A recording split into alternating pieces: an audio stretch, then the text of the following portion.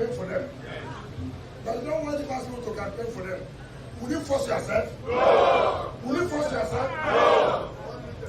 If someone says doesn't want you, will you go and push yourself? No. You sit down and do what you can do. That is the end of it. I have never seen how people would disrespect a state like Rivers State and go and choose those who are enemies of the state. Enemies of the state. Without the contribution of we. So that is what they did. And so most of you may not even know, you may not even understand who is our nominee in the campaign council they have. Do you have anyone? No. So they don't want us to campaign. So let's campaign for those who have told us to campaign for them. The governorship candidate, the senatorial candidate, they told us to campaign for them. And so we have to campaign for them. If they want us to be involved in the campaign, they will come and tell us. So we won't go and force anybody to tell us for us to campaign. If we think we're important, that we have what it takes, you will come and meet us. Say, look, I'm running the election. Can you support us? But this is nobody has told us. So that's how it is. So let nobody worry himself. Nobody will intimidate Rivers State. Not one, nobody. Whether you are governor, this road, governor, that road, nobody can intimidate the state. Not one of governor of the state, nobody. So it shouldn't be panic, don't panic. When there's it to lose. All the people who want to run in this state, I don't know what they are running. All of them are for rapists. When they are one of the rapists are okay, go this way, go here, go there. What will they tell people of Rivers State? They don't have anything to tell us. They do nothing. For rapists, we don't talk about that again. It's a dead, Afar Rivers State is We welcome you to Bayelsa State. For me, this is more like a family visit. You were here and you were seated right here when you were aspiring to be the presidential candidate of our party, the People's Democratic Party. We received you, and when people talk about justice in this country, you remember even that day I made a statement. We are talking about justice and we are fighting injustice. Then let us take our minds back. People always look at the tripod. Nigeria is not a tripod. Yes, in the north, you have some dominant ethnic groups. In the southwest, you do have. In the southeast, you do have.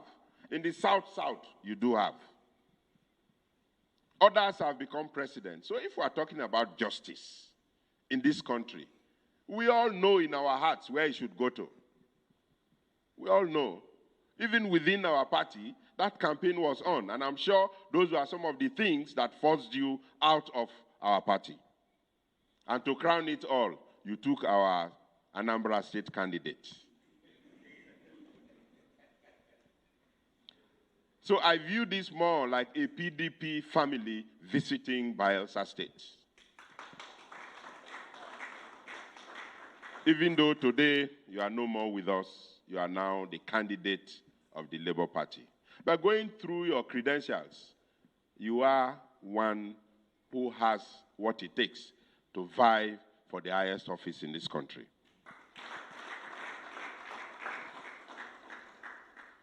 But politics is a very dynamic game which has forced you out.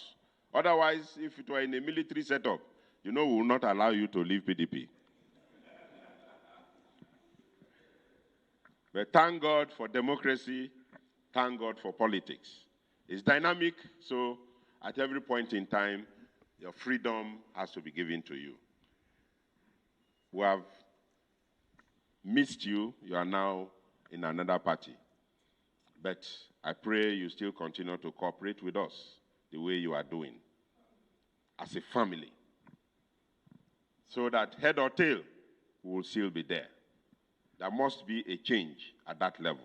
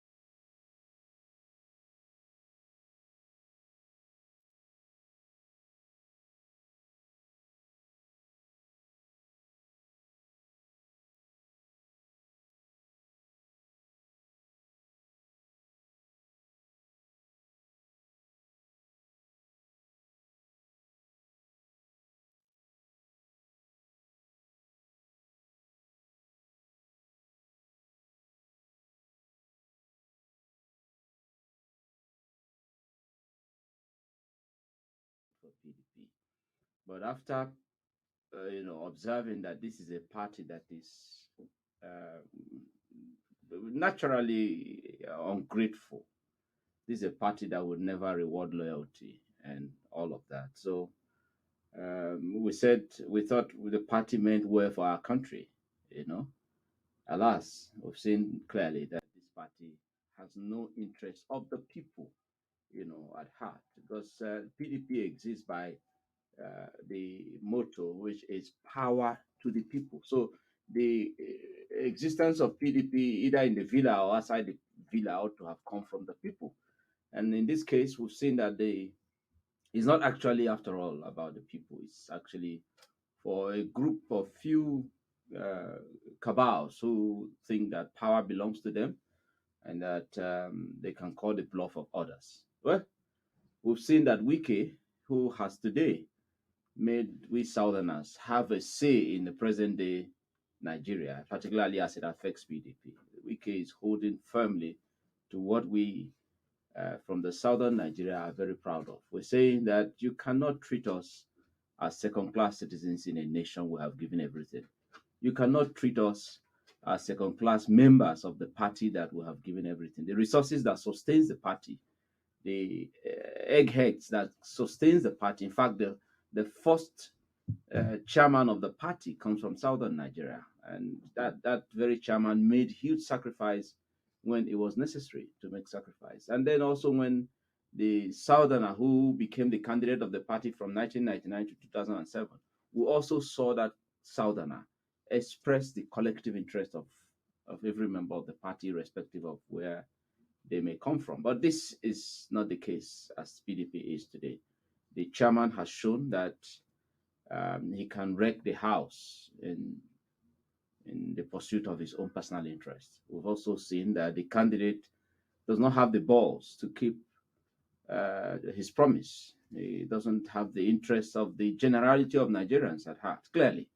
And that is what Wike is clearly pointing out, that keep your word. This is our country, a nation that is polarized as Nigeria, especially after the leadership or with the leadership of the Muhammad Buhari government that has exposed the cleavages that divides Nigeria.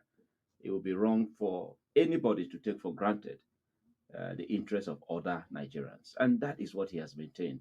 And for us who have moved out early enough, who also called the party's attention to the mistake that they made at the primaries, that we said that this party must be punished.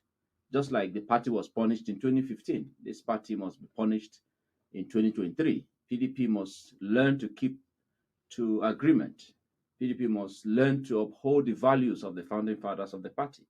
That they wrote it there in black and white, that power should rotate.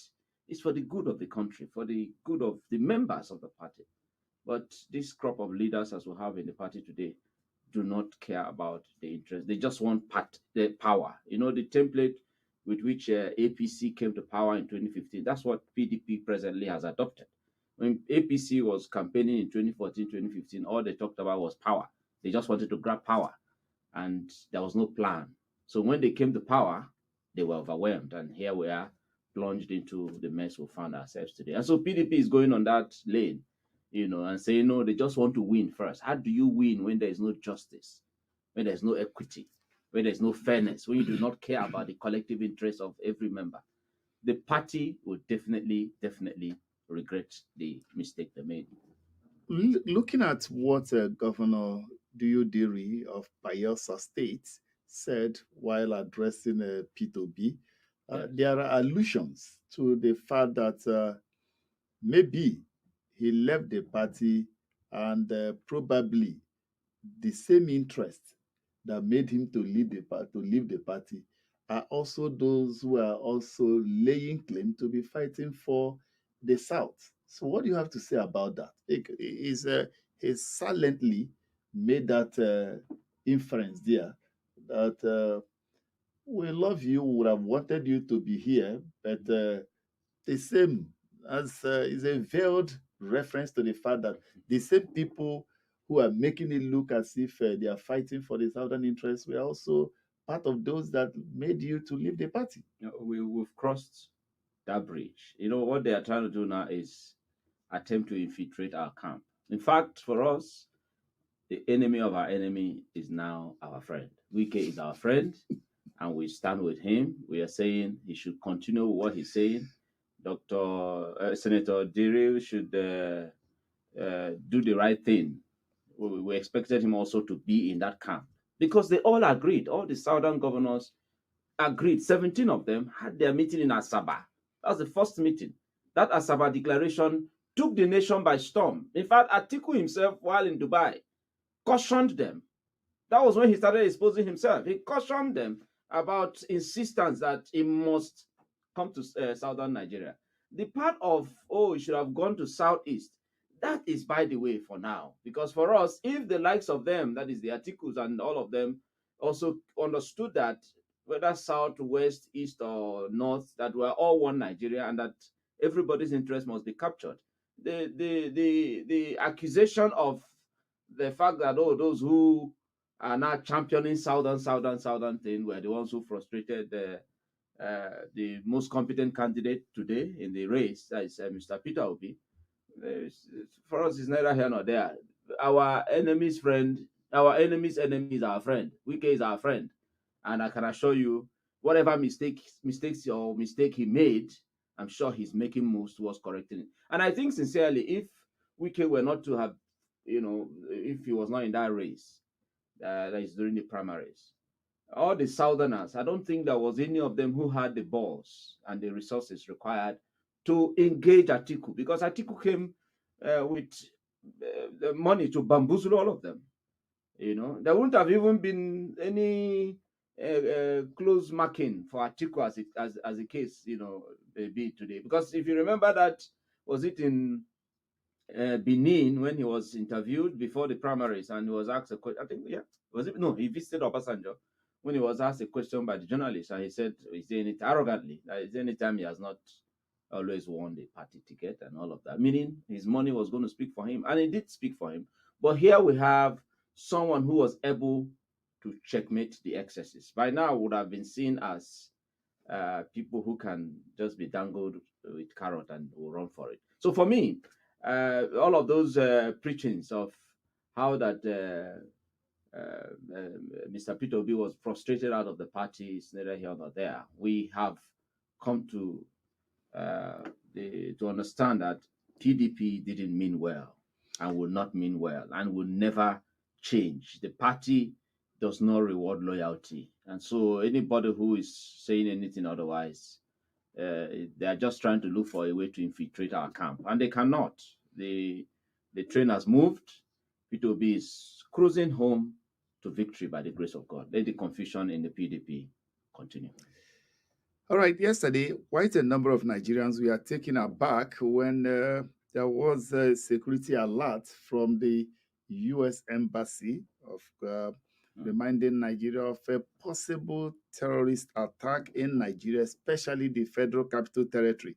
Then the alert, part of which read that specifically targets may include government buildings, places of worship, schools, markets, shopping malls, hotel, bars, restaurants, athletic gatherings, transport terminals, law enforcement facilities, and international organizations. And they advise people to avoid non-essential travel or movement and stay alert, avoid crowds, review their personal security plans, and keep cell phone charged in case of emergency, carry proper identification.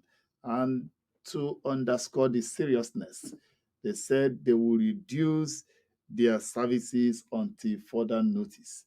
Well, a lot of inquiries went to the DSS, Department of State Services, and they were inundated with loads of inquiries by Nigerians. And their own response was urging Nigerians to stay alert and assist security agencies with information on suspicious criminals in their neighborhood.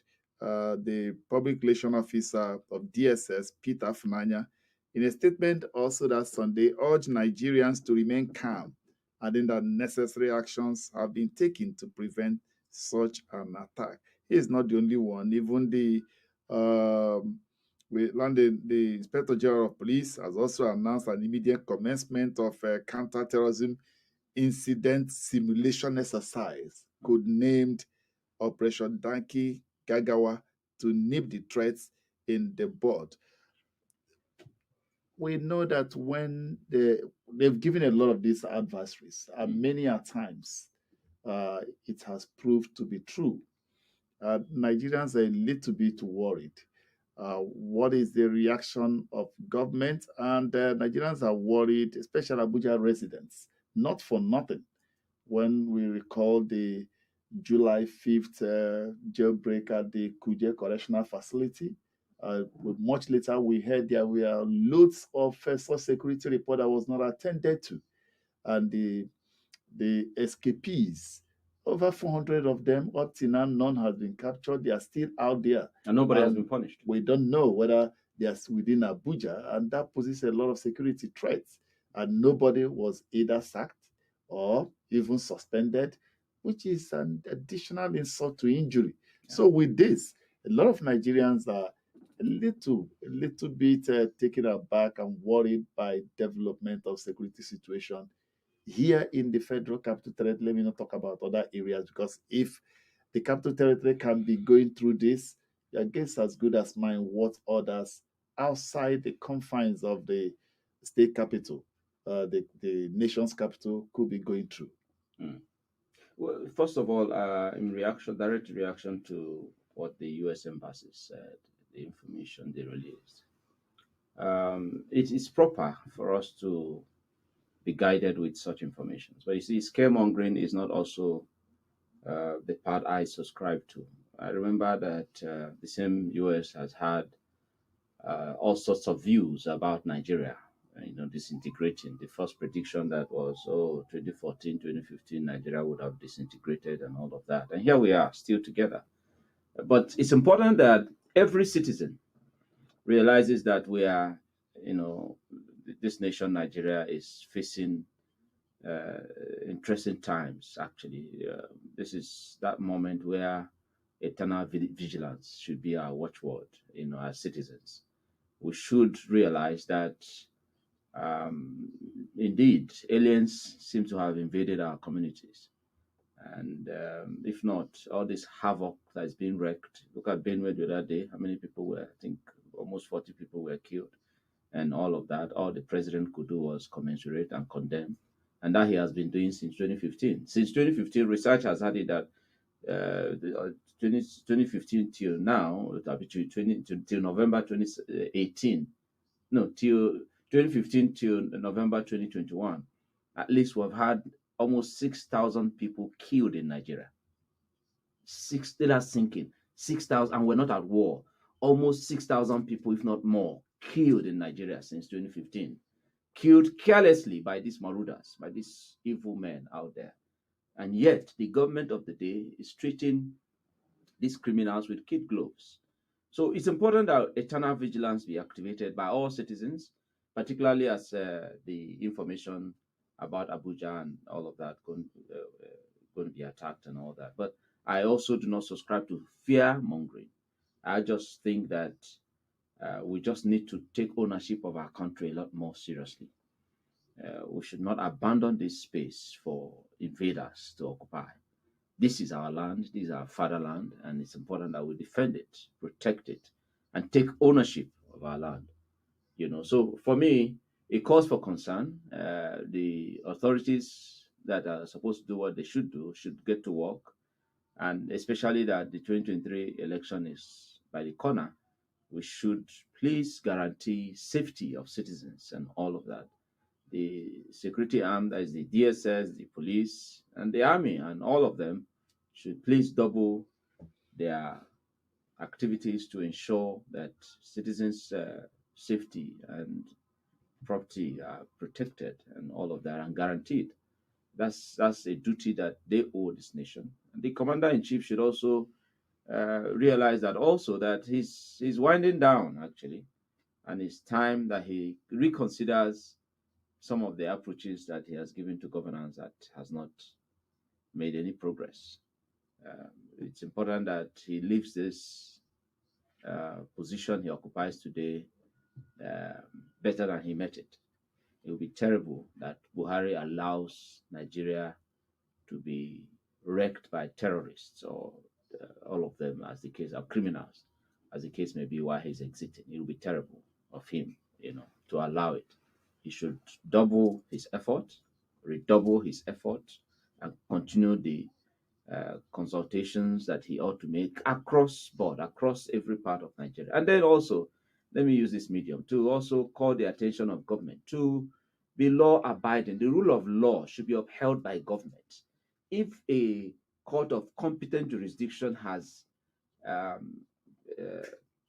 don't worry, we'll be going there. Don't worry, you are going. Okay. Let's go on a short break and see what happened at the Court of Appeal today, and then we can take it from there. Yeah, it's okay.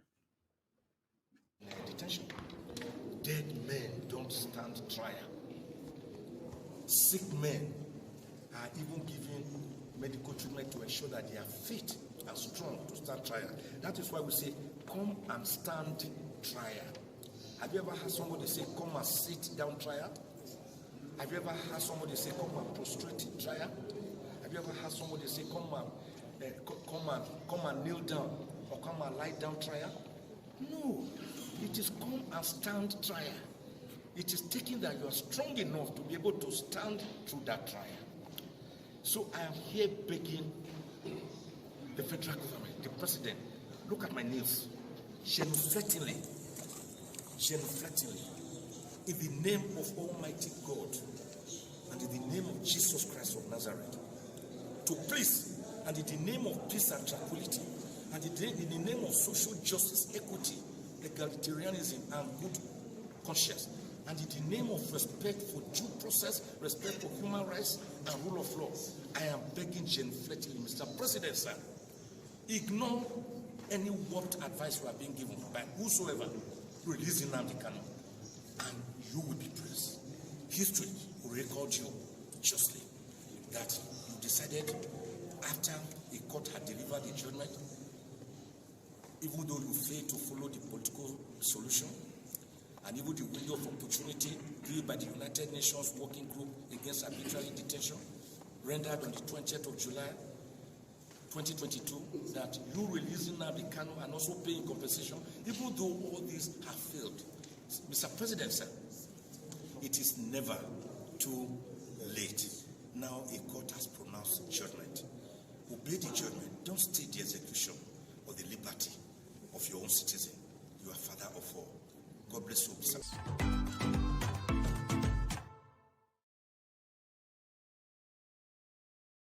That was Mike Ozokome, the lead counsel for Nnamdi Kanu at the appeal court today, because the federal government wanted a stay of execution on the judgment of the Court of Appeal. But after listening to arguments and counter-arguments from both judges, Justice Haruna Sanami reserved ruling on the matter after listening to argument from the parties. He said a new date will be communicated to both parties. The government had argued that Kanu is a flight risk and that he had fled before, jumped bail before when he was granted bail, and as such, for peace in Nigeria, for peace in the Southeast, and the corporate existence of Nigeria, that Kanu should not be granted additional release because it might mean him disappearing again and posing a big threat. But Ozokome countered that in saying that Kanu only managed to escape for his dear life when soldiers invaded his community. As a matter of not just his community, invaded his home. And some persons lost their lives in that particular invasion. And falling short of saying, who will anybody tell you are going to be killed? And that person stands there. As we say in the part of the country where I come from, it's only a tree that you will tell you are going to be cut down and it remains there. So he said that was the reason why Nnamdi Kanu escaped. And they wanted stay of execution before going to the Supreme Court. And Zokome said, no, if they don't obey the judgment of October 13, it's contempt. And they cannot come back to this court to be asking for a favor when they had not obeyed the judgment of this court. Probably that was where the justice now said, okay, we will listen to, we reserve judgment and we communicate to the parties. And a lot of persons are a little bit taken aback by government's position in asking for appealing the judgment. After all we had heard, we would have thought that there would have been a leeway for the government to at least protect its image and give this country a plus when it comes to human rights. It hurts. I'm particularly directly affected by what the government is doing. It hurts, really. And we wonder, isn't Nnamdi Kanu not being justified? That his call for exit from Nigeria, is it not being justified with all this kind of shenanigans playing out? The president of Nigeria must come to terms with this reality that Southeasterners, predominantly Igbo people in the Southeast, made up of Igbo tribe, will never be intimidated by anything or by anybody. This is a country that Southeasterners have given everything. So anybody who thinks that the Southeast can be intimidated out of Nigeria is wasting his or her time. The president should also realize that he is the one single-handedly responsible for the chaos, the present chaos and instability in the Southeast. Because when he came to power, Southeast was the most peaceful zone in Nigeria. The president should also know that he will be held accountable, that the first trip he made as he came to power in 2015 to the United States, he made that statement of 97 and 5%, that he will be held accountable even when he exits the seat. Like he has been advised by the SAA and Leonard Silk. Uh, it's left for him to take the advice. If there are people around you who are advising you wrongly and all of that, the president should realize that he is shooting himself in the foot, that history is being documented. He's standing clearly on the wrong path, the wrong page in the annals of our history. Freeing Nnamdi Kanu will be the right thing. If you could be training or retraining or rehabilitating confirmed terrorists, killers, people who have not just killed civilians, but who have also killed the Nigerian soldiers, and you catch them and use taxpayers' money to rehabilitate them and reintegrate them back to the society, then somebody who is saying, you're treating me unjustly, I want out, you get him locked up, made him larger than life, you get to disobey court orders upon court orders upon court orders, and then you want those people to continue to feel good being in this country. They should realize that they're not dealing with a dog. Nnamdi Kanu is not one dog or goat out there. He comes from somewhere. And that we, Southeasterners, we know that he's not a terrorist, that's one, and he's not a fugitive. He did not escape from the law, that's a fact. While he had a date in court, the Nigerian army, as commanded by the commander-in-chief, invaded his community, Afuruku, and invaded his father's house and killed people in 20s. At least nothing less than 20 people were killed in that operation. So Nnamdi Kanu never ran away from the law. He has never run away from the law. The president is directly responsible for the violence and the instability in the Southeast, and he's escalating it the more, even when the law has clearly, discharged and acquitted the so-called culprit in this case. So please, I'll also join the Leonard Silk, that is SAN, to appeal to the conscience of the leader of the land, the father of the land. It is time that you corrected some of your mistakes, sir. Your tenure is winding down. It is time you corrected it. Holding Nnamdi Kanu down is at your own peril, really. It's not, as far as it's concerned, remember his campaign when he started, Biafra or death. So you kill him, Biafra is not dead. You're only going to take out one person. For anything whatsoever, if this is a good Muslim, if this is a good Northerner, if this is a good Fulani man, don't you have children? Come on, let's treat each other, equitably. That's all we're asking for in our country. Treat every Nigerian. Remember the advice that's to the president now. Remember the advice that Metama Sule gave to you when you became president-elect. You have ignored that advice. Do justice to all Nigerians. Do justice to the East. Do justice to the South. Do justice to the West. Do justice to the North. Do justice to all Nigerians, and then you have peace. Any way you think you can do otherwise, peace will naturally elude your government till you exit. And then you face the consequences, Mr. President. All right. We hope that the government will do the needful and as regards to Nnamdi Kanu and take it from there. Let me acknowledge and, of course, let them share their thoughts on some of the issues we've highlighted now. James has joined us from the Gambia. James, let's hear from you.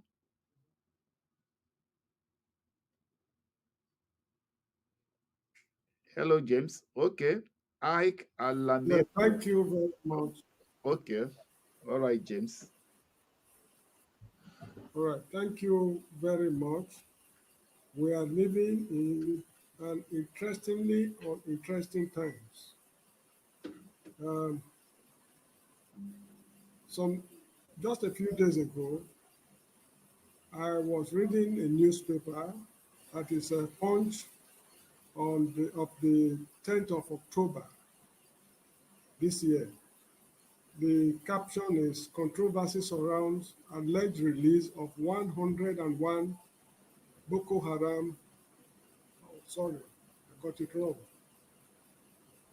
Please forgive me. Yes, I'm on course now. Controversy surrounding the release of 101 Boko Haram terrorists. That is the caption. Now, I'm going to read a very short paragraph. No fewer than 101 suspected Boko Haram terrorists have been allegedly released from the Kirikiri maximum security prison in Lagos State. According to an online platform, Foundation for Investigative Journalism, wardens at the facility let them out as part of a swap deal for the release of travelers who were abducted in Kaduna on March 28. The source said the freed suspect had been awaiting trial since 2009, adding that they knew about the Kuje jailbreak before it occurred. Oh, I'm sorry. Oh, please kindly forgive me.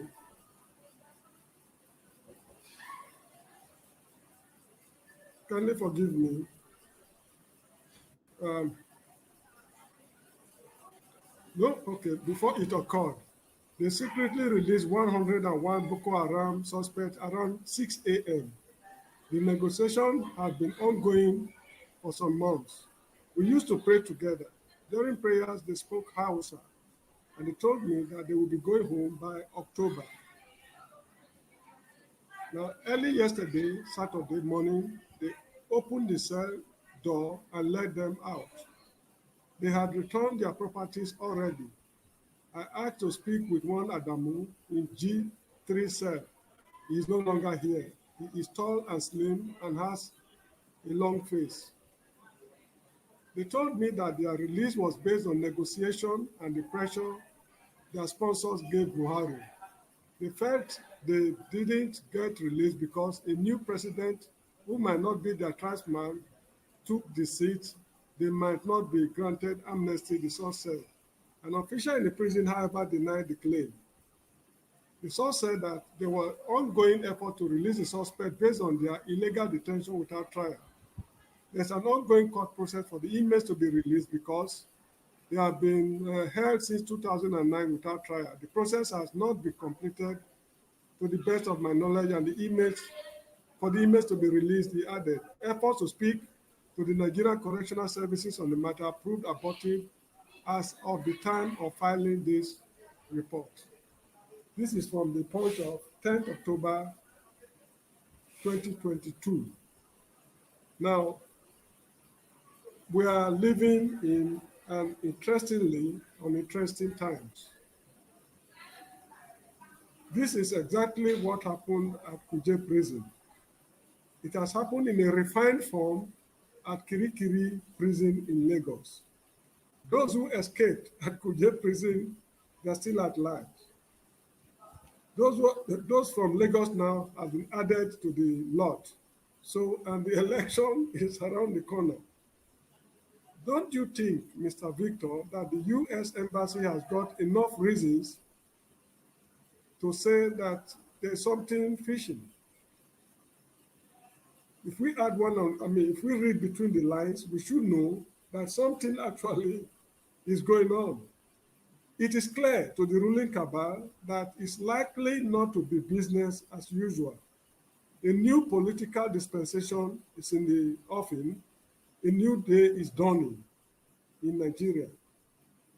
We should expect anything. I mean, I frankly don't know how to put it. The situation of the country is precarious. And left to me, as I always say, this coming election should be called off. Now, it is time for the leaders of thought all over the country to call the Northerners and sit them down. Let us know what is running through your mind. If you want the old dispensation to continue, For peace to reign, let us know what is going on. What are your terms? These are our terms. Then we find a common ground. Because from the look of things, I will subscribe to what Wole Soyinka suggested passively some time ago. There is the need for the United Nations Organization to declare the whole of the Federal Republic of Nigeria a mandated territory. Because if this problem should get out of hand, it's going to be an environmental disaster to the whole of West Africa at least. Because here in this country where I live, if additional 1 million people, refugees, pour into this country, the country will collapse. Because we cannot provide extra electricity, we cannot provide water for extra 1 million people because we're not even up to 2 million here. There will be a lot of environmental problems. This is the time for the United Nations to sit up. When the Liberia problem erupted, everybody felt it's not my concern. And we saw the devastating consequences of that war. This war that is brewing in Nigeria is something that will be worse than Afghanistan, because in Afghanistan, it's a predominantly Muslim society. It's almost 100% Muslim, if I'm not mistaken. In Nigeria, there are millions of people who are ready to die than to be Islamized. So the ball is in our court. We should make up our mind on what to do. Unfortunately, the judiciary has been rubbished to the extent that even state councils now kneel down and pray to God because the judicial system bequeathed us by Britain has failed us. The government is now a lawbreaker. When ASU was given instructions and they were reluctant to obey, they were compelled to obey, or they were persuaded to obey. But now the same federal government is deliberately refusing to obey. So I think, is it not Castelar of Britain during the Vienna Congress of 1815? He said, every man to himself, and God for us all. Thank you, Mr. Victor. Thank you very much, James. Ike Alamifule is calling us from the island of Bonaire. Ike, let's hear you. Good afternoon, Mr. James. And good afternoon to your colleague that are sitting down with you there. Good evening. First of all, Mr. James, before I make a comment, I want to remind you that I did ask you to ask the honorable who was representing my local senator in the House of Rep, Nigerian Labour Congress. I don't know, be able to reach him. Well, also, before I also reply you, the name is Victor, not James. James is our friend that joined us from the Gambia. So sorry. Let me also. Yeah, sorry. Yeah, sorry. I remember Victor. Yeah, sorry. Anyway, no problem. I got across to him, but he's out of Abuja for now. He went home for consultations, but I did get across to him. Maybe I will get your number and share with him so that he can reach out to you. That was actually the promise I made to him, but I've not been able to do that. Too much, just a lot of mix-up and so much pressure. But it's okay. I'll remember once again, but I've discussed with him on that. Okay. Thank you very much. Thank you. I have to respectfully disagree with Mr. James, because every time we are here, you talk about postponing the election in Nigeria. I respectfully disagree with that point of idea of this, canceling the election. Why should we cancel the election in Nigeria? The problem we have in our country has been in existence all these years, even while elections have been going on. But I believe that there are seasons and times. When you read the book of Ecclesiastes chapter 3, the Bible said that there is time for everything. Time to live, time to die, time to plant, and time to harvest, time to rejoice, time to cry, time to tears. I don't want to be a pastor here, but I just believe that Nigeria as a country, as a nation, is going through a lot of transformation.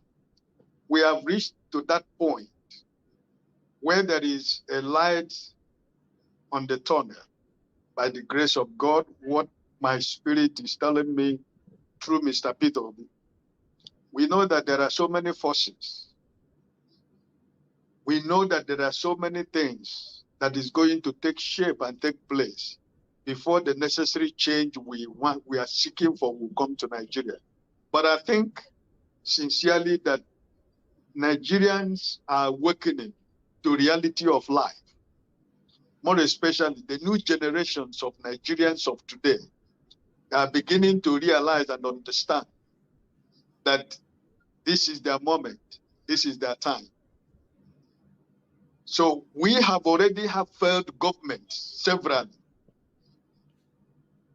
but God in heaven has always found a way to keep Nigeria together. So I believe that this present government has been a revelation of what a government that is criminally minded can be. We have seen different kinds of government in Nigeria, but the APC government has really exposed themselves and exposed Nigerians into so many agonies and pains, both in Nigeria and outside Nigeria. We are now in a government that can never take responsibility of anything. You talked about Kuje prison, like as you said, there has never been anybody that is held accountable. There has never been any consequences. Nigerians have not been told what actually led to the break of law and order in Kuje today. And we're trying to move into an election. So I believe that what is going on is not new. But I remain positive because I believe in the hand of God. And I believe that everything that is going on now is a time for a season. So whether they want to release Nnamdi Kanu or not, when the wind of change begins to blow, you cannot be able to stop it. I remember in 1983,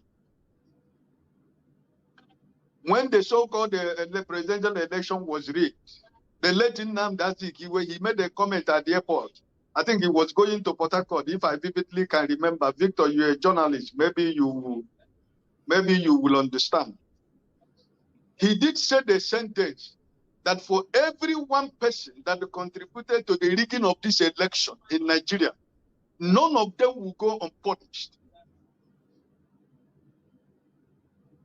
And if you were following Nigerian election after that, all the whole politicians, every one of them that participated in the rigging of election, you saw they were dying one after the other. It was Dr. Chubo Kadibo who told the Nigerians to go and beg Nnamdi Azikiwe for forgiveness.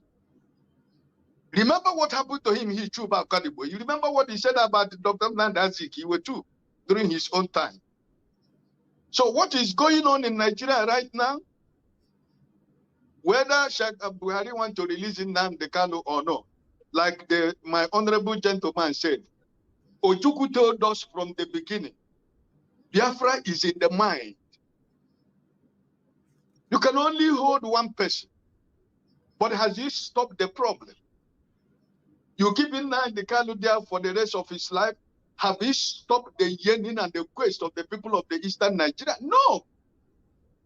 But he continued to escalate the situation because the federal government has planted the government in Imo State and in Ebonyi State as a government of an instrument that they want to use to exterminate the same people that they're claiming they want to defend and rule.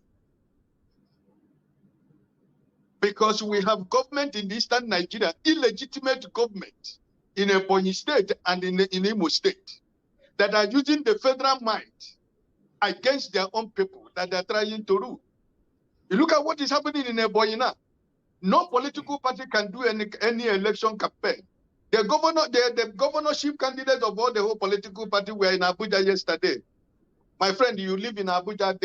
I was watching the press conference in Arise Television. Umai has turned Ebonyi State into a grazing ground to please his masters, because he has promised them he is going to deliver Ebonyi State to APC. So he's ready to kill anybody. He's ready to destroy Ebonyi State for the sake of paying his masters. But I am telling you that the coming of Peter Obi and his emergence as the presidential candidate of Labour Party for leaving PDP, that is a sign of God's hand. But let us those who want to stand firm, be positive. I was enormously encouraged this morning when I listened to Peter Obi's interview at Arise. I know that there's going to be an end at the end of the tunnel, but it's going to be tough. It's not going to be easy. This is just the beginning. By the time we approach December to January, it's going to be more tougher than what is going on right now. Because PDP and APC will do everything possible to make sure that they cause confusion in Nigeria. But our eyes are wide open. All right. Thank you very much. Thank you, Ike, so that we can also give others a chance. We appreciate you. Obi Oji, let's hear you. Yeah, Victor, actually, I just joined in about 20 minutes ago. I don't know exactly what the topic is all about. Okay. I don't know if you can brief me up, or I will wait till the next topic. All right. Thank you very much. We appreciate that. Paul Iwunze, let's hear you, Paul.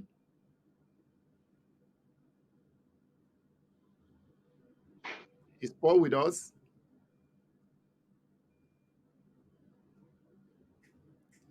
Okay. Engineer Femi, let's hear you. Yes, I greet you specially, my brother. Can you hear me? Loud and clear. Okay. Right. So, it's interesting. We're in interesting times. It looks like Ebonyi State Governor has become something very prohibitive right now. One, nobody can go there and campaign. I just saw about presidential candidate complaining bitterly that his people were beaten and taken to a torture camp or something. And the same complaint came when Labour went there to do their rally, and it's becoming something else. I don't understand the sensibility and the wisdom behind that. It's quite unfortunate at this time. We signed peace pact, and then you expect that that should lend some credence to what we should be seeing. And this is not even the actual election, the voting day, and then we're seeing this. This people should not become monster, and they should be called to order quickly, or else it will become something else. They shouldn't, throw this country into unnecessary violence. And I've also seen Nnamdi Kalu's case. It's been unfortunate for me. The appeal court passed a judgment and said the guy, affirming the situation that the guy should be acquitted and released. I don't understand why we have a National Assembly and why we pay them tax, why they collect taxpayers' money if they can't check on the excesses of the executive. On one hand, the president comes and tells everyone, "Oh, you know what? I don't want to intervene in it." Political solution would have hidden the shame and embarrassment on national TV of the government. But they came out and said, no, it's not an option. They must embarrass themselves. Now you want a court solution. It's in court. Court has taken a decision. Okay, respect it. And then you hear this guy, what's his name now? This Attorney General coming up to tell us, we're still going to take it to Supreme Court and all that. Like a primary, secondary school boy, like a secondary school boy whose girlfriend was taken, and then he's fighting to take back his girlfriend. And no, this and that. Why is it so personal? And then, in the same breath, you ask why we did not see the 64 terrorists that have been locked up in Kuje, why we never saw them one day in court? Even the guy that they said is assisting Boko Haram that they picked up at the airport going to Egypt, why haven't you seen him in court? Why is it that they come back and they are kept somewhere and then they never get to court? When Nabikalu was kidnapped and brought, 2 days later he was in court. Is it that once you are from a certain part of the country, the court system does not work for you? Is that what we're painting out there? Babache Elawa, where is his court case? Why haven't you seen him in court? Why? They managed to pick Wandume, or what's his name, and take him to court, the kidnapper, and they gave him 7 years. And then the person that did less crime than him, they gave that one 21 years. And then you begin to wonder at this country and where we're headed for. The flood has been on ground. I looked at the president's response. He said he has given ministers 90 days to come up with a solution. Are you serious? 90 days? I mean, we're talking about emergency where people are dying. Corpses are all over the place. Cholera is probably going to be the next thing ravaging the country. What about the food and where plants are, where the crops and their storage systems and everything has gone bad? People have died, over 600 and something thousand, almost 30 states underwater, and then you are still saying you are forming a committee. You've told the ministers to come up with a solution in 90 days. 90 days when the flood would have left and forgotten about Nigeria. 90 days where we're in dry season already. What solution are you going to bring? Whose face are you going to look at and say, finally, I brought the solution? The same time frame he gave us to, did we get any solution? You know, the abysmal performance of this government keep increasing by every issue or circumstance that ever happened in this country. Look at where we are. Can we be compared to any other country around us? Every time there are issues. They found new pipelines where they are sucking our first and stealing them. You think that would have made moves in that direction? No way. Nothing has happened. And I can bet you here, nothing will still happen. And then this is the only source of our revenue. Yet we complain. Look at our exchange rate. Is it reasonable to anybody? The US has come again to give us warning about terrorists and their planned attack. The US has come and said, no, we should be calm. What about all the 44 reports that was given to the presidency? What did he do with it as concerned Kuje prison before the jailbreak happened? You know, the kind of, lethargy, complacency, inefficiency, it's becoming criminal, really. Because it's like you fold your hands and you see things go bad, and then you just keep folding your hand. You are culpable. And I wonder why the National Assembly will not rise at this point and actually pass a law separating the Attorney General from the Minister of Justice, so that we can have some sanity in that system. And then they can hold the executive and the judiciary accountable for these things. You can't pass a law today. Judgment has been taken since almost 11 days. And then we're still here talking about, no, we will not release them. Is it your right? The people that sat in their wisdom to write out the Constitution, did they consider that are you bigger than the Constitution? We are meant to serve and to work within the tenets of the Constitution. How is it that these people are setting presidents are not taking us anywhere? Thank you, my brother. Thank you very much, Femi. Thank you. Samuel, where is Samuel joining us from? Always from the USA. All right, Samuel. I have to start by acknowledging that your suit is calling my name. The suit is so good. You are looking so take away, sir. Yeah, I like it. I really like it. I want to tell my brother Femi, man, I feel his anger. I feel we are all, especially those of us who, I should say, happen to be exposed and intellectuals. We all, like the word I always use in your program, we all feel insulted. This is a nation insulting her citizenry. That's why you see the passion in Femi's voice. It is a blatant insult, unforgivable, unimaginable insult, where there is no equity, where there is no balance, where the system used for a particular people of a particular region is different from the system used for another people of another region. Where criminals will be given amnesty and integrated into the military, and someone who is not a criminal is left to languish in the dungeon.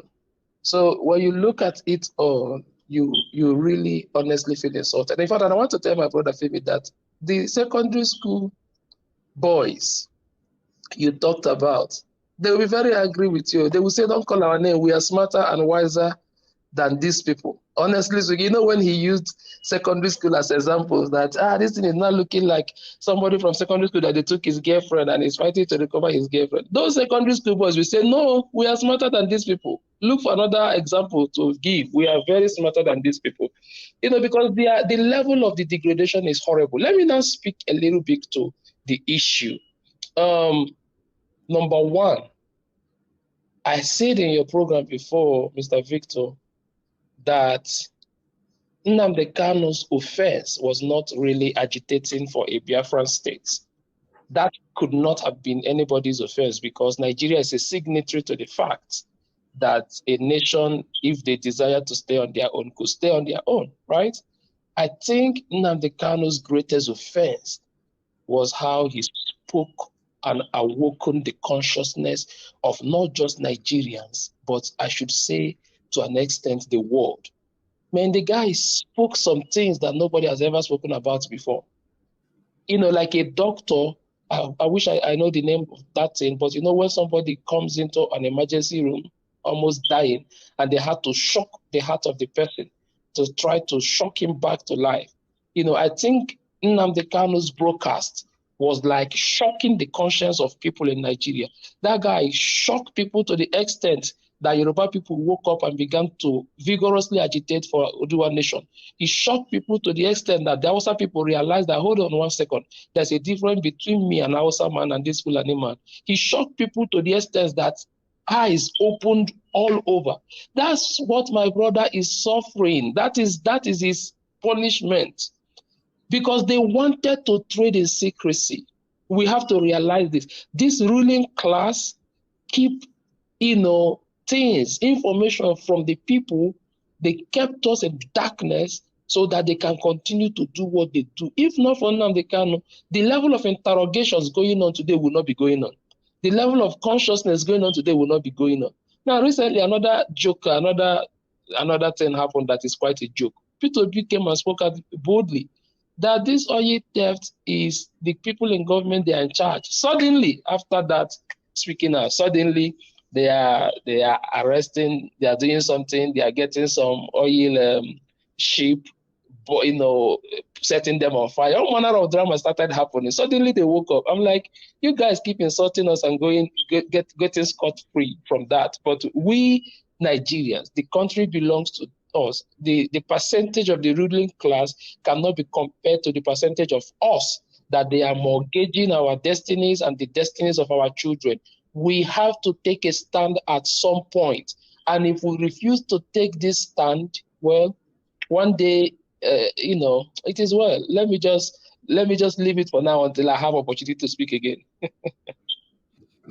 Thank you very much, Samuel. We appreciate you for your thoughts. All right, we'll go on a short break, and when we return, we'll hit the home stretch, and that will be looking at the flooding, now the centerpiece of the campaign.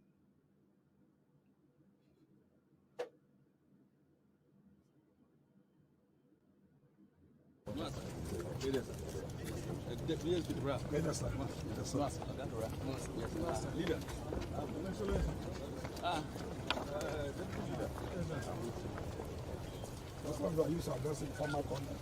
He said there's nothing like farmer, you don't let it die. Money has expired. I bow on tremble, sir. You're welcome to Bayelsa in Agua. You're a good man. Thank you for coming, sir. Welcome, Your Excellency. That's my deputy governor, sir. Welcome, Your Excellency. I know now. If there's anywhere federal government should be is with you. 24 hours. Thank you, sir. Val, What I saw on the air. federal government should be with you. It's good that you came with the chopper. So Federal government should be with you. will appreciate I hope they've sent you money. Well, that's the issue. No, you have to. Nobody has sent anything. And that's why I was angry with some of our boys who, without knowing anything, 150 million was sent. I've not seen one couple. When I tell people about Obasanjo and yeah, they won't understand it. They are giving us hope. Yes, I'm happy about that.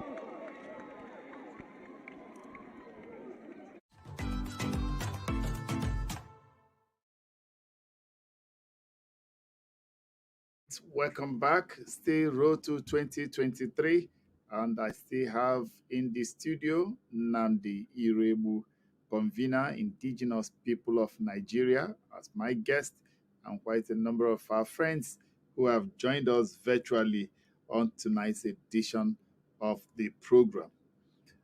All right, our focus tonight, like we said earlier, is flooding becoming major campaign issue for the presidential candidates. Nigeria has never had it this bad when it comes to flooding. The last very serious experience Nigerians had was about 2012. Ever since then, it's been always mild.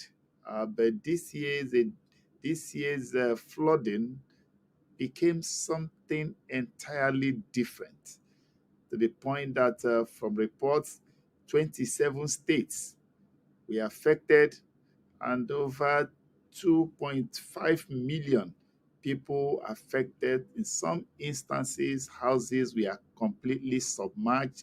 Over 600 people were said to have lost their lives in all of this flooding. In some states, some communities were completely cut off from the rest of the states. And at a point, it looked as if it was a child's play or something nobody should talk about. Nobody should dare mention it. Even as the presidential campaigns were ongoing, the presidential candidates were addressing some issues. People expected the issue of flooding to take center stage. Somehow, it didn't take that center stage. People were also worried that the government has not done them much. It should do. Quite a lot of maybe lack of proactiveness on the part of the government.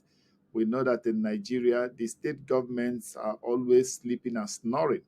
There is no local government. As a matter of fact, it only exists on paper. But in reality, it doesn't exist because they are an appendage of the states under the apron string of the governors. The federal government, you would have thought, will see this as a matter of emergency, react promptly, took its time for dragging before responding the way they did that didn't show that this thing was of national emergency, that in some countries, maybe the president will put on hold whatever it is that he wanted to do. But that was not the case with us. Well, somehow it took maybe the presidential candidate of the Labour Party, Peter Obi, to wake up one morning and say, you know what? I am going to suspend my campaigns and then visit some communities affected by this flooding.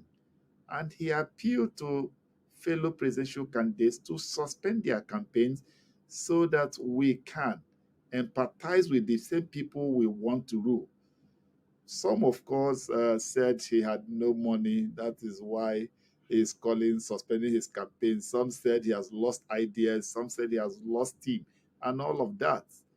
But thank God today, the issue of flooding seemed to be taking the center stage because somehow some of the presidential candidates are seeing the wisdom in addressing an issue as strong and as important as this flooding, beyond the support, beyond the assistance to those affected. Going forward, how do we intend to address this issue of flooding? I think that is what Nigerians will want to hear from them as they go from place to place. Namde, let me just put it this way, mildly, and of course, generally, with no, without being attached to anybody. Why did it take the presidential candidates this long to realize that this should be a major issue in a campaign year? Somehow it fell on their laps, if you ask me. Clearly, we now know who means well for the people. The candidates, so-called, of the other political parties, they have exposed themselves as they are every day doing. They don't care about the people. They don't care about us. We've never had it this bad. In fact, when the candidate of Labour Party, Mr. Peter Obi, suggested it, he said, not only is he stopping his own campaign, that he's please calling. He dropped his ambition, his aspiration aside, and said, "Can my colleagues, my co-contenders, can we please come together and even form some form of a coalition let's agree that Nigerian people come first. Let's go out there and at least help whichever way we can." Some of them, like you rightly said, some said that he didn't have money to continue his campaign and that he had lost him and all those cock and bull. Of course, I also listened to the spokesperson of the PDP in response to what the candidate of Labour Party suggested. He said that the guy multi-taxing is their way of life, that P2B doesn't have it, and that they will continue with their campaign and all of that. And they did go on with their campaign. They don't care about the people. Fanfare continued. In fact, Atiku traveled to go and lounge somewhere in France and feud with some of his team members and came back. This is why Nigerians were being ravaged by flood. They don't give a hoot about us. You see, God has helped us with this third force, with this alternative. We would have been left with these two who will sit in their comfort zone and dole out whatever they think they can dole out. That Nigerians, it's all about money, naira and kobo. And then, of course, government who was feeding people, children that were at home during the COVID, cannot now come out and attend to people in need, an emergency situation as we're faced with in the flood in different parts of Nigeria. It's sad. It just exposes truly that we don't have leaders who have the human conscience still active in them. They seem to have smeared their conscience. Like Goodman Danfodio said conscience is like an open wound. Only the truth can heal it. The truth is that when people be attempted pricking their conscience, they called his bluff. But conscience, that wound is there. They know the truth that this is wrong. You say you want to campaign for the people to come and vote you and all of that. But those people are being ravaged by flood. And you can't go to, even not just, maybe you don't have money to give them, at least Give them that hope, because every leader that is not selling hope is not a leader.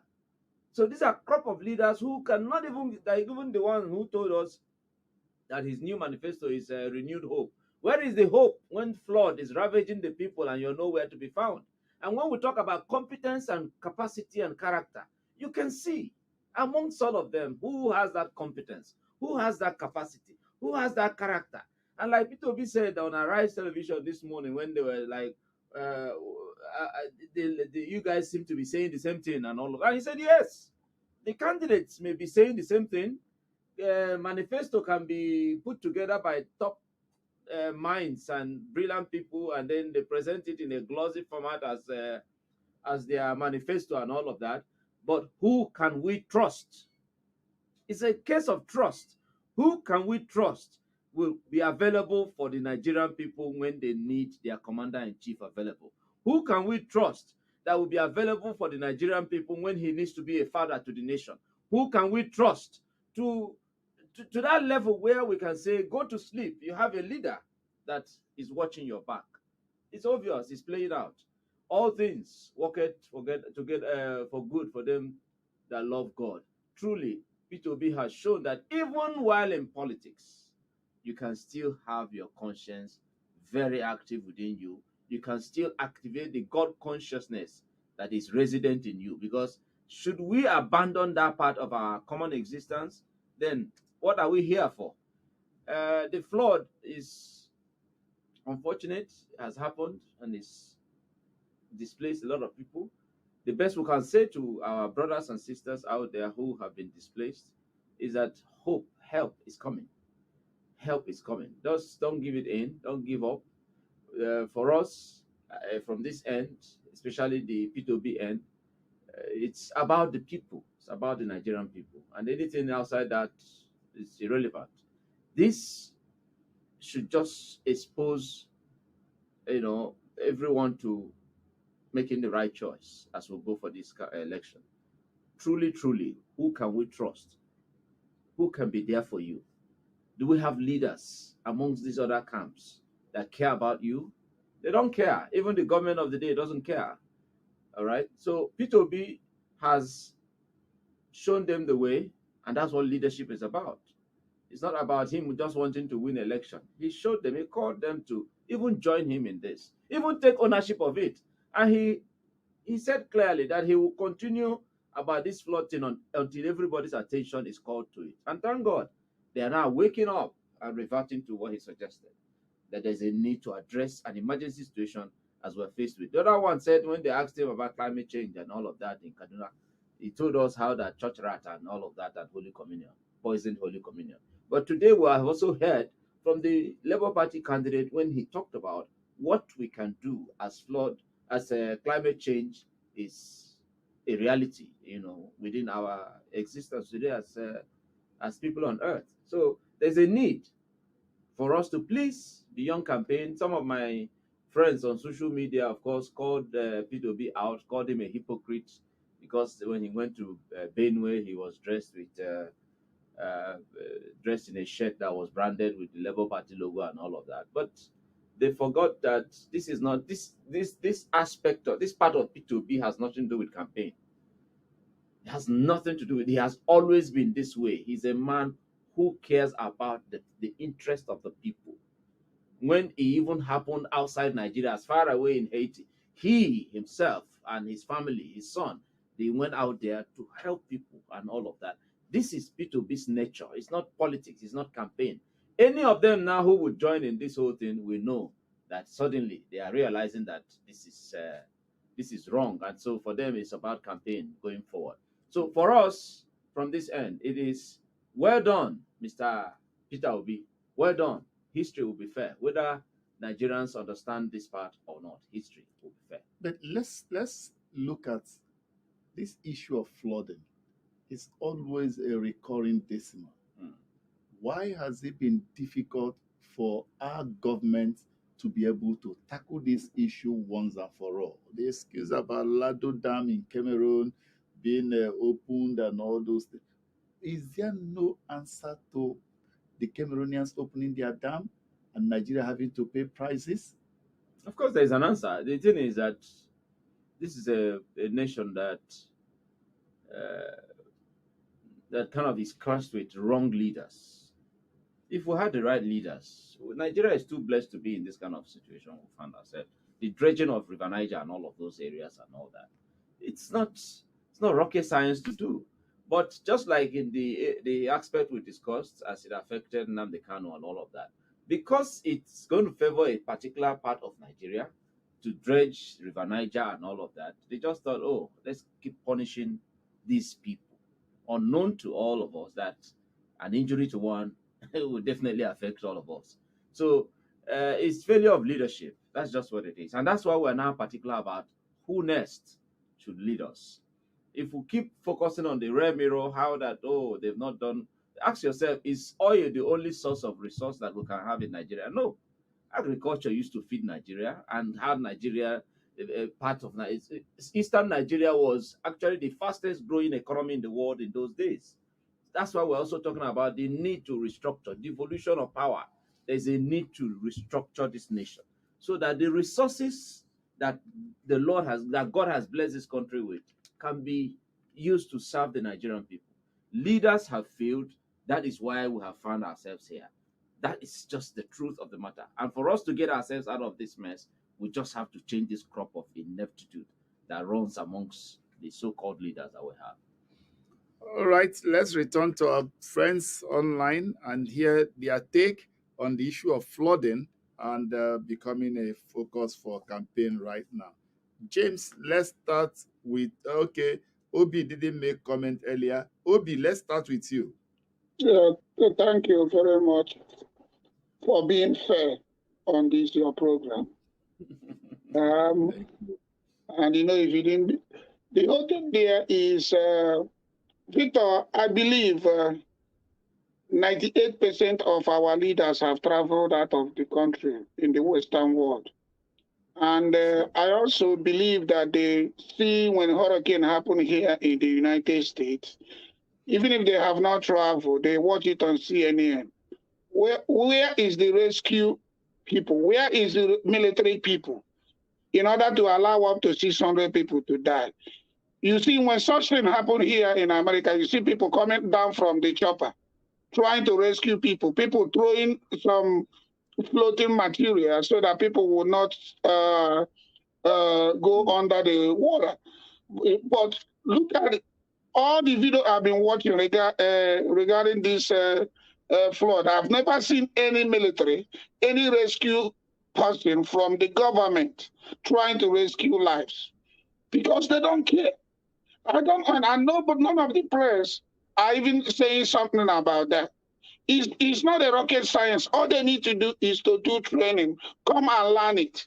We know such thing is very, very important. At least they would have saved up to 10 lives had it been that we have such program in Nigeria. At least when this thing happened, they would have deployed all of them. And the weather is even good, unlike this weather over here that when such thing want to happen, it will be hurricane.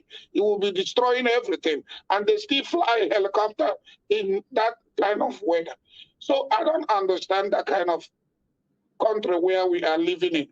Another thing, don't we have like something like emergency management agency that are responsible for this type of emergency? Don't we have it? We do. Okay, what is their job? What have they done in this type of emergency? All they say they form committee.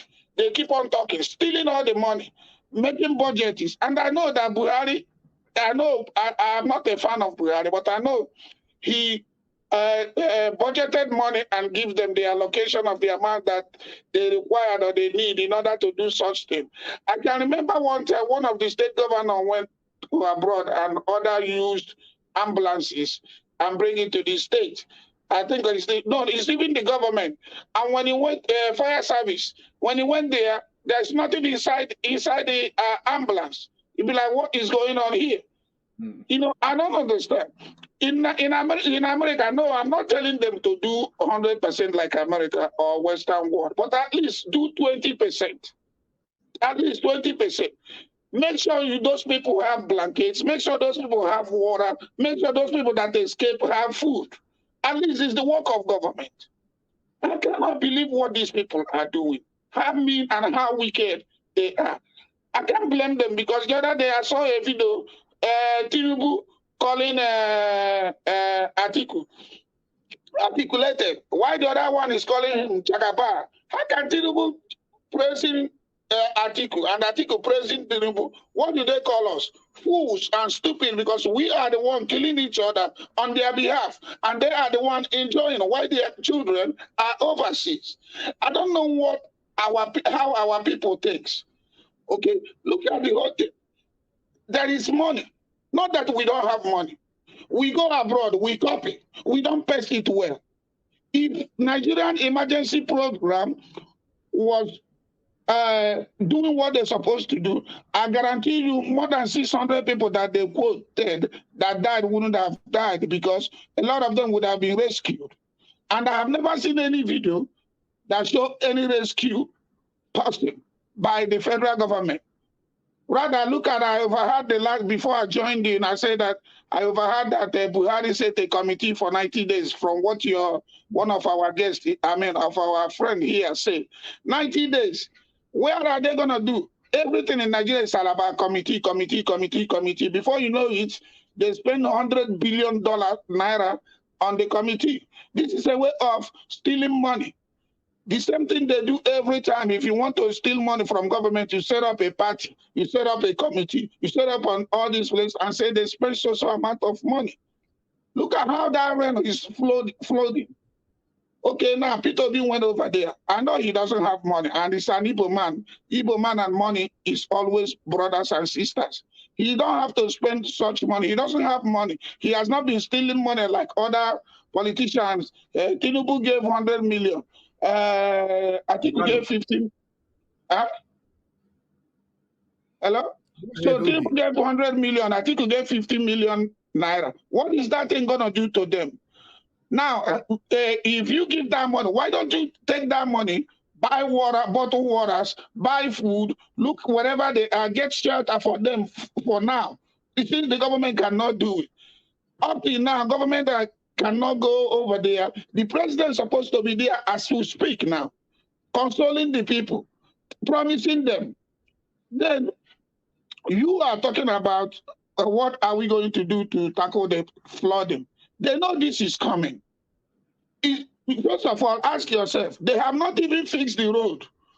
Enugu, from Enugu to Port Harcourt, they've been building that road for more than 30 years. Since I started counting, I can remember 20, 30 years. They have not finished it. You cannot drive from Aba to Port Harcourt. You cannot during rainy season. And what are they doing? Do you see road safety people sitting there collecting money? This is government. And can you believe, Mr. Victor, how many Nigerians die because of bad road in Nigeria? How many? And we have government. And they have millions of naira budgeted for the infrastructure roads. The other day, somebody they were showing, I don't know if it's Kogi Road or Old Port Harcourt Road, Patani Road. You cannot go that area anymore. People are dying. This is the problem that affects the economy of the country too, because the movement of goods are not going freely. And they are seeing it, they don't care because they steal money and get away with it. That is the thing that I'm not trying to be partisan. Like Peter B, your man there and our man there with you is talking about this money. Everybody I watch, I can never see anything about Peter B on YouTube without clicking on it to know what he's talking about because he's giving me hope. All the money I'm investing back home there, it's making me believe, yes, I am doing the right thing. He's a businessman. He is a man that he can do whatever it takes to make sure this country is good. But at the same time, please, anybody in the government, you guys are not doing good. These people need help.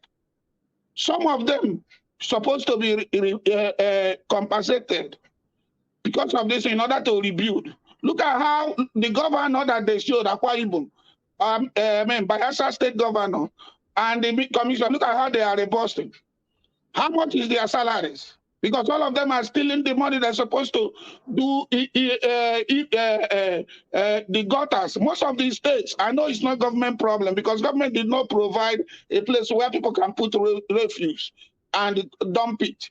But due to that, people are putting it in the gutter. And before you know it, it will block everywhere. We have a serious problem. So please, Right, the government. Okay, thank you, sir.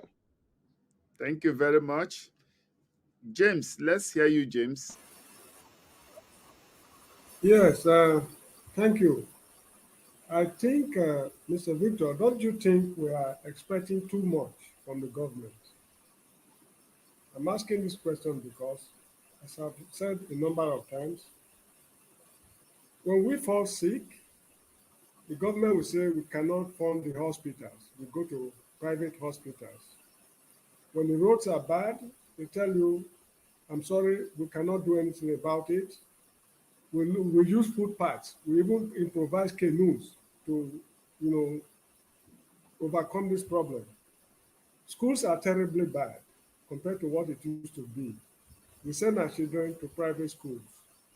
The justice system is rotting to the core. We go to judges at home, magistrates, and give them money to pass judgments in our favor. Water, we cannot supply water. We go and drill boreholes in our respective homes, even charging each other to come and fetch water from us. Electricity, oh, we just have to go and buy a generator. I better pass my neighbor. This has been happening. So when there's flood now, why are we expecting the government to do what they're expected to do? I think we're expecting too much from these people because we'll be hand with them in glove. I mean, yes, hand in glove. We'll be hand in gloves with them. And we should stop complaining because I believe what Socrates said, if people get the government they deserve, if you look at the little gains we've got in this country, it is the struggles of the people that enable us to get these gains. We don't complain. We do nothing about anything other than talking and talking and talking. Now, let me make slight reference to what Mr. Obi said. You should realize that the country is in crisis. And characteristically, the Nigerian government has only two solutions to problems, only two. Whenever there is uprising or anything, they want to quell the people's, they want to control the people, they increase the amount of latent force, policemen, army, and what have you, to suppress the people. If they don't use that technique, they set up commission of inquiry, like at the end of NSAS. You submit your report. It will take government a whole year to go through the report and issue a white paper. These are the only two solutions government has got to problems. This issue of flood, if Buhari is giving them 90 days to look into it, it's just like setting up a commission of inquiry. So we are expecting too much from these people. This is how we want them to govern us. And this is what we are getting. They are used to what we are used to. So why are you expecting them to go the extra mile to solve problems? Now let's come to the issue of flood. I'm aware that in climatology, there's what they refer to as reoccurrence interval of floods. A flood of a particular magnitude could take 20 years or 30 or whatever X number of years before it reoccurs again. But we did not prepare for this. This is why it's taking us unaware. That's number one. Then number two, the Cameroonians. This is a so-called friendly sister or neighboring state. During the Shagaris administration, they planned to construct a dam somewhere in Cameroon. They constructed a dam. The dam is operational now. Nigeria promised to do certain things for them, which I think the Buhari's government, military government, made a U-turn. When they made the U-turn, I think it was during Shagari's government, before Buhari came, there was a plateau, there was a dam they were planning to construct in Mambila Plateau. It cost the federal government of Shagari 300 million naira, I remember vividly. The money went down the drain. The dam was not constructed. So the Cameroonians, they are now saying, because you refuse to help us, we control our dam. If you are the lower reaches of the River Benue, that is your cup of tea. So this is what we are suffering at the moment. Now, I think it was Peter B who said they should dredge the rivers and things like that. That is not the solution. Dredging the rivers, it means you are removing sand from the river. If we are not careful, because let me tell you quite frankly, I don't have too much confidence in Nigerian, intellectuals. When the engineers, the geographers, the hydrologists and others put their heads together, it's just to share money. When they dredge, if they dredge the rivers irresponsibly, it's going to trigger off unquantifiable environmental disaster. In eastern Nigeria today, we have the problem of erosion.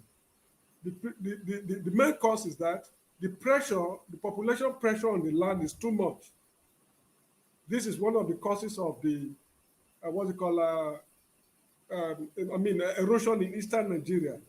If you dredge the rivers irresponsibly, we don't even have scientific data on the river discharge. So if we just go and bring equipment and start flushing away sand so that the river will have more area to flow through, is going to generate an unquantifiable environmental disaster. In my opinion, what we need is dams. We should dam the rivers. When we dam the rivers, during the times of flood, we store the water. Dams can be used for quite a lot of things: irrigation, transportation, fishing, electricity, tourism, a lot of things. So why wasting the water if we can dam the rivers all over the country? Kenji Dam, Shiroro Dam, and whatever, even between Delta State and Anambra, I think there's a boundary there, the river can be dammed. When they go further downstream, before they get to the Atlantic Ocean, they can dam another place. Then when they go upstream, they should dam it in so many places and store the water for use for the people. Right now, we don't have water boards in Nigeria, and the water is flowing into the Atlantic Ocean wasted. When they dam this river, we can use it for domestic water supply. So it is because the government is grossly irresponsible. This is why they are not doing anything. And why they are irresponsible, as I've said earlier on, we made them to be irresponsible. And lastly, this idea of always blaming Cameroon, we should try to forget it, because whenever anything happens in any African state, they'll say, oh no, it's war in Ukraine. That's why the price of food is increasing. But how much bread, how much flour do we consume? Bread is not our staple food. So if there's war in Ukraine, is it also affecting the cultivation of cassava or rice or millet or whatever it is? So this idea of blaming Cameroon for everything, we should just try to forget it. And lastly, the unquantifiable assistance we are giving to the African countries need to be reviewed urgently. Let me cite one more example before I round up. In the year 1994, there was a military takeover in the Gambia. That's July 22nd, 1994. When they removed Jawara from office, there were commissions of inquiries set up. When they set up these commissions of inquiries, unspeakable things were revealed. The government of Muhammadu Buhari, the military government, gave the government of the Gambia 18 million barrels of crude oil. This crude oil was unaccounted for. The people never knew what happened. Who got the something, how they shared it. It was a mystery to everybody in this country. We were all taking on our way. I was right here. There's a newspaper they call For Royal Newspaper. It covered this story comprehensively. Now, when Yahya Jammeh, consolidated this stay in the office, he was also involved in crude oil deals from Nigeria. So we just dish out money, James. Trading favors with African leaders at the expense of Nigerian people who are suffering. Look, my friend, we've got so many rivers to cross if we will ever see the promised land. Thank you very much. Thank you. Ike, let's hear from you. Thank you, Victor. I think on the issue of the flood we have in Nigeria, I want to thank Mr. Peter Obi and his effort for his, human feeling for his fellow man, and for suspending his campaign to visit the area of flood. It is part of his life. Some of us who follow international stories and the international affairs. Nobody told me. I know he was in Haiti in those days, and I know when he was governor, he had something like this. So it's not of politics. That is whom he is, and we should take him for that. That's who he is. The issue of on the side of the border, on the side of the Nigeria and Cameroon, actually is true. Nigerians government failed to do their own side of the story, their own side of the dam, from the side of the Cameroon. So I'm not part of the people that are blaming Cameroon. It's not the fault of Cameroon. It has been the government of Nigeria who has failed to live up to the obligations. The flooding that we just have now, we are not even talking about the health hazard, the consequences of the health of the people, because most Nigerian villages use pit toilet, and everything is submerged. Everything is mixed up with the dates. There is no place we put refuse. Everything is dumped everywhere. So we are not only just talking about the flood, but we're talking about the after effect, the health of the same people that they are trying to govern, the health of the same people they claim they need their vote, they are going to govern. Nobody's talking about anything. The same day we have the flood, your president jumped into a flight and went to South Korea to enjoy himself. That is what we are talking about. The Minister of Water Resources, Victor, I don't know, you listen to him, you listen to his press conference, if it is in a country where there is law, by the same time he finished that press conference, he's supposed to be fired. But he's still there. He said, telling us that it is not the issue of Cameroon, it is not the problem. This is the water that falls from heaven. So why so much noise about it? That is what your Minister of Water Resources is telling 200 and something million Nigerians. That's the story that your minister, that your appointed minister is telling us to believe. And he's still there. This is the country we find ourselves. Where zombies are the people that are ruling where the zombies are the leaders that are ruling the educated. So look at Bayelsa. Good Lord, Jonathan, how many years was he the president of Nigeria? What did he do in Bayelsa? Look at his house in Bayelsa State. Shouldn't he be ashamed of himself? He doesn't know that Bayelsa have that problem. All these years he was the president of Nigeria. He was busy building Alamajeri schools in the north in order to impress the northern people. The same north people sabotaged him and betrayed him. The whole school, the whole millions and millions of naira that he spent in building Alamajeri school, how many of them went to that school? But look at his house in the village. Look at his house. He's like now enjoying in Abuja because they have houses everywhere. So if the house in the village, it doesn't mean anything. But you should be ashamed of yourself, a former president of the most populated black nation in the world. That is your state. What did he do?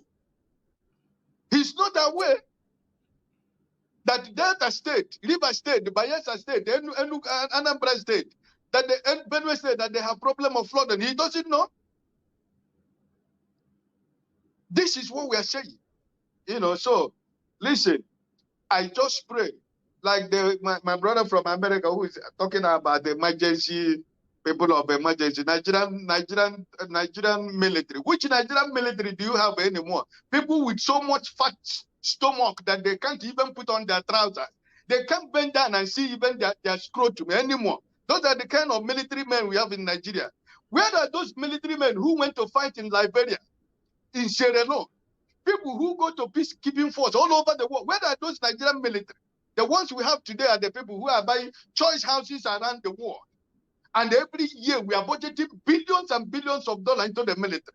But at the end of the day, when they hear a shot of a gun, all of them will drop their gun and run away. You ask them, they will tell you the superior power of the criminals are bigger than their own. This is the country we have found ourselves. So my brother, listen.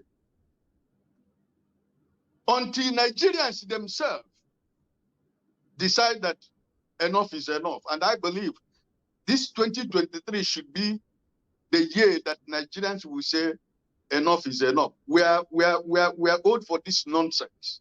Because somebody like me, Thank you. Thank you. Small Namdi. I hope I got it right. Yeah, Small Namdi. Samuel. Okay, Samuel Namdi, right? Yes, sir. All right, sorry for that. Where are you joining us from? Same America. I spoke before. So Okay. So this is a full name now. Okay, go ahead. yeah. So Mr. Victor, when you have a time, you take a look at the chat. I think I dropped a message there. Okay. However, going ahead, there are so many things that came to my mind because the interrogation is how that politicians are using the flooding situation as a campaign, and the person that seems to be leading that, leading that is Peter Obi. But a lot of things came to mind. Number one is principle. Number two is personality. Number three is intention. And let me look at these three first and foremost. We have to interrogate what Sharply as well. as soon as possible, right? Yeah, I say sharply. Sharply. So we have to interrogate what are his intentions. Can we look at the sincerity of his intention, his personality? Is this who he is? Does he do this in the time past? And thank God there are evidences and record. As a matter of fact, I've seen P2B's video sometime, I think when he was a governor, that he was almost in the midst of, I don't know if it was flood or something else, and he was looking risky. Where he was standing, anything could still happen again. But then that video that I've seen in the time past tells me that in all honesty, this is the man's personality.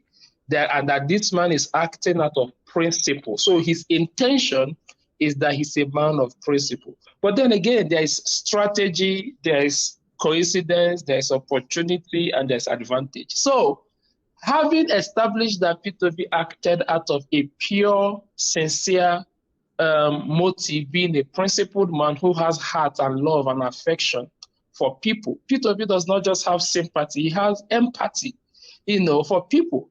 Having established that, we cannot deny the fact that if this situation avails him an opportunity to show Nigerians the kind of president he wants to be, man, he's also a politician. Like, you see what I'm saying? The man is a politician. So if he can convert his empathy and sympathy to an opportunity and an advantage, why not? If he can convert it to strategy, why not?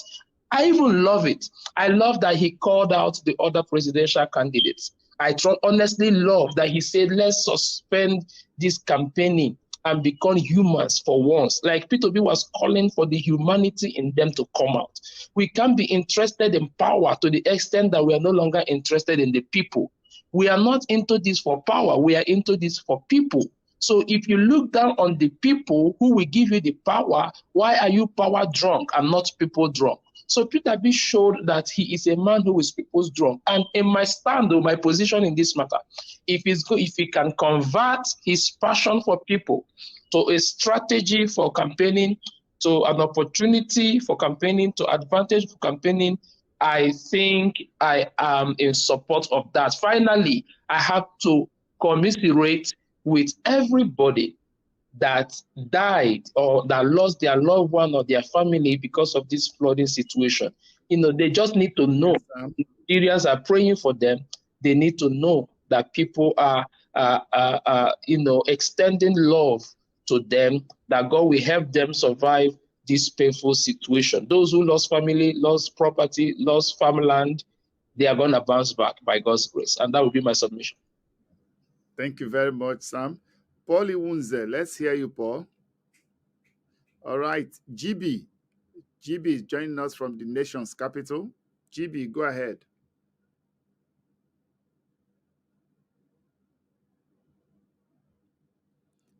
GB, are you still with us? Hearing me? Okay, go ahead, GB. Yes, sorry. I didn't know my mic was off. I believe you are hearing me. I say, good evening, Victor. Good evening, viewers. And on the Evening, issue we are of hearing you. using the flood as a campaign tragedy, I think you see the publicity about the flood, the obedient family just try to use it as a kind of something. When there was a flood in Jigawa in around middle of September, Tinubu went there and donated 50 million naira. It was in the news. Obi never went there. But because of this one that happened now, and he went there, you have to put it as a kind of tragedy. Oh, look at this, look at that. No.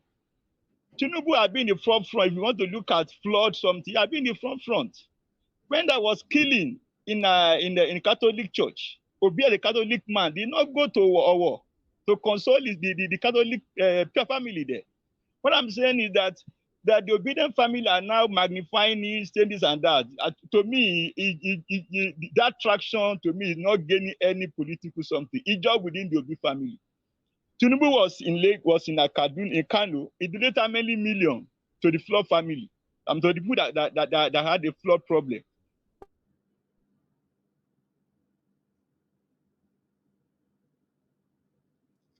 Hello, GB.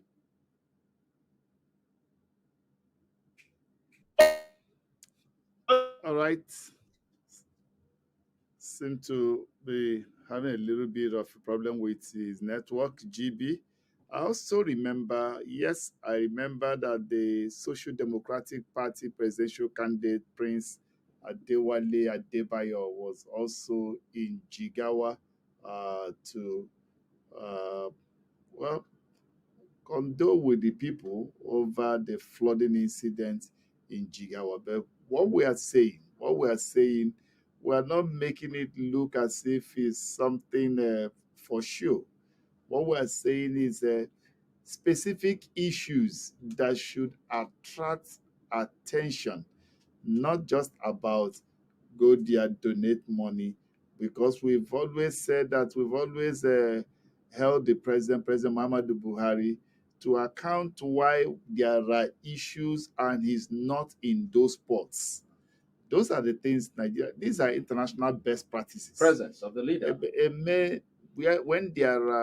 When there are emergencies, people want to see the leader on the spot, and when the leader is, he has a way of engendering hope and confidence in the people that will look at Ukraine and Russia, where the president of Ukraine, despite offers for him to leave Ukraine, he said, "No, I'm not going anywhere. We are to." You see him occasionally coming out to give the people the hope that I'm still here for you people. I'm leading from the front.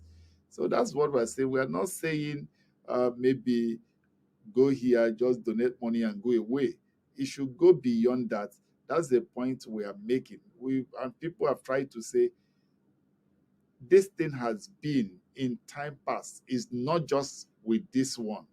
So I just want to draw that home, that we are not making it look as if, and I don't think, yes, in Nigeria, everything is about politics, but there are also those who see beyond politics.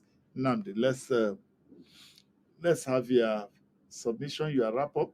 My submission, after listening to our friends. My submission is to again commend Mr. Peter Obi for selling hope, for inspiring hope. That's the responsibility, that's the duty of any leader that indeed cares about his people. Empathize with the people when necessary. You must be there. You must show that there is that human part of you. For instance, I've never seen the president of Nigeria express emotion. I've never seen any leader in Nigeria express emotion. Various American presidents, since we are all talking about America, Barack Obama, for instance, that was one of those, state broadcasts he made, and you could see the tears streaming down, showing that he's a human being. These ones carry themselves as superhumans, and yet they have nothing to show for it. When the little headache comes, they jet out of the country to treat themselves and all of that. So for those who think that, oh, this is politics. This is not politics for P2B. It's not even about the election. We must care about our common human existence. Our common patrimony here is being ravaged. Flood is affecting different parts of Nigeria, and that should be a thing of concern to all of us. And that's what P2B is simply, drawing the attention of so-called leaders to ensure that they don't ignore this very disaster that has befallen the Nigerian people. Again, I extend hope to those uh, who are victims, and also commiserate with those who have lost loved ones and all of that. Hope, help is on the way. You're not alone in this. All right. Think Femi, let me give you 120 seconds to weigh in on it as we wrap up. Femi. Okay. Thank you very much, Victor. Can you hear me? I can hear you, yeah. Yeah. For Peter Obi, I thought he showed leadership by example. You cannot imagine a president, by the grace of God, going to take a canoe like he did, and you expect his ministers, whoever he appoints as ministers, not to follow suit or do better. And that is why we have a laid-back system across this country. Nobody is setting the example, so nobody is following. And that is the followership that has become a problem as a result of our poor leadership. And for me, Peter Obi, he campaigns from his heart. He speaks the truth the way it should be.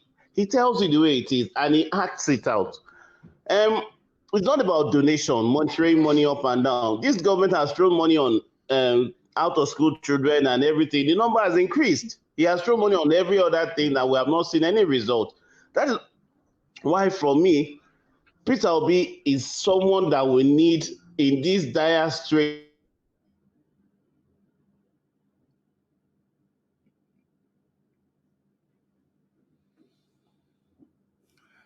All right. Once again, the network not helping Femi. Femi looks him as if they said it's okay. Go and rest. All right. Thank you very much to all our good friends and brothers who have joined us on tonight's edition of the program. Of course, James has joined us from the Gambia, Ike Alamifle from the island of Bonaire, Obioji from the US, Samuel Namde from the US, Paulie Wunze from the US. And did I even hear Paul? Did I hear Paul? Okay, Paul was not around. Okay, Paul also from the US, and GB from the nation's capital. Not forgetting Femi, also from the nation's capital. And of course, live in the studio, Nnamdi Irebu, convener, indigenous people of Nigeria, are joining us. It's a pleasure. Pleasure having you. you. Thank you. Of course, like we are saying, we want a situation where the presidential candidates can look at issues and speak on the issues, speak to the issues dispassionately, show example, show leadership that we can connect with their past. And if it is what they intend to do, how do they intend to do it? We don't want excuses of force majeure. We don't want excuses, because for a lot of persons, when you give excuses, what you do is to explain failure. Your success, you don't need excuses. Failure, you have excuses.